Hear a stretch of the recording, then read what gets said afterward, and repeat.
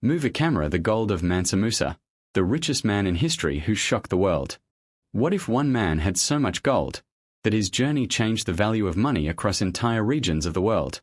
Not a king of Europe, not a Roman emperor, but a ruler from West Africa, so wealthy that when he traveled, economies bent under his shadow. His name was Mansa Musa. And this is the story of how the king of the Mali Empire became the richest man in recorded history and accidentally shook the global economy. Globe showing Europe-Africa Act 1, the Kingdom of Gold. Long before modern banks, before Wall Street, before global markets, there was Mali, a powerful empire stretching across West Africa, built on two things the world desperately needed: gold and salt. Gold from deep underground mines, salt from the Sahara Desert. Caravans crossed endless deserts, linking Africa to North Africa, the Middle East, and beyond. And at the center of it all was one of history's most powerful rulers, Mansa Musa. He didn't just inherit wealth. He inherited control over some of the richest goldfields on earth. But unlike many rulers of his time, he didn't hide his wealth. He displayed it. And that decision would change history. In the year 1324, Mansa Musa made a decision that would turn him into a legend. He set out on a pilgrimage to Mecca, a spiritual journey known as the Hajj. But this was not a normal travel. It was a moving empire. Tens of thousands of people accompanied him.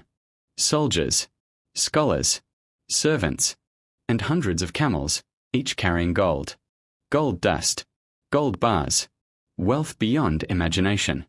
When the caravan entered cities along the route, people could not believe what they were seeing. This was not just a king traveling. This was a kingdom walking across the desert. In cities like Cairo, something unexpected happened.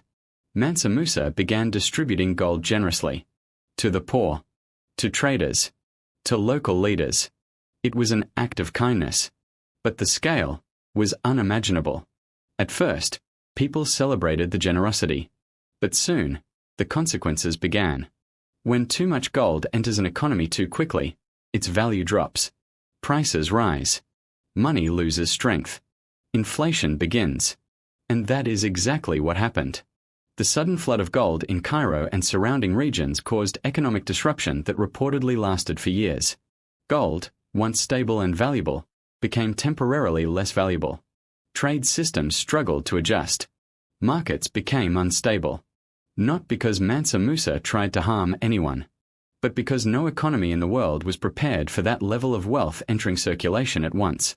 This is one of the earliest recorded examples of a financial shock caused by sudden money supply inflation. A lesson modern economists still study today.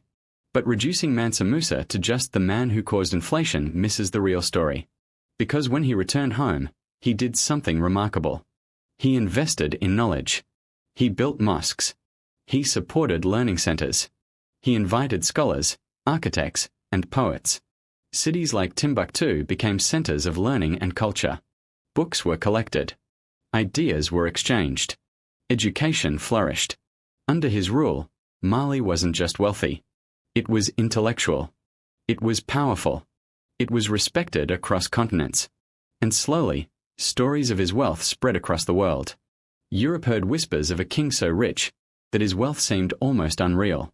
Today, Mansa Musa remains a paradox, a symbol of extreme wealth, a story of generosity, and a lesson in economic balance. He showed that wealth is not just about possession. It is about impact. Because when money moves without control, it can reshape entire systems. But when guided with purpose, it can build civilizations. The gold of Mansa Musa did not just buy luxury. It built history. And even centuries later, his story reminds us, power is not measured by how much you have, but by what happens when you use it. This was the story of Mansa Musa, the king who carried gold across deserts, and unknowingly carried his name into eternity.